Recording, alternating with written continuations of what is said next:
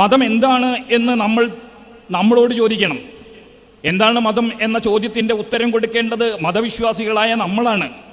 അബദ്ധവശാൽ മതം എന്ന് പറയുന്നത് ഇന്ന് അധികാരം നേടുന്നതിന് വേണ്ടിയുള്ള, സ്വാർത്ഥ താല്പര്യങ്ങൾ സംരക്ഷിക്കുന്നതിന് വേണ്ടിയുള്ള ഏറ്റവും നല്ല മാധ്യമമായിട്ട് മാറിക്കൊണ്ടിരിക്കുന്നു.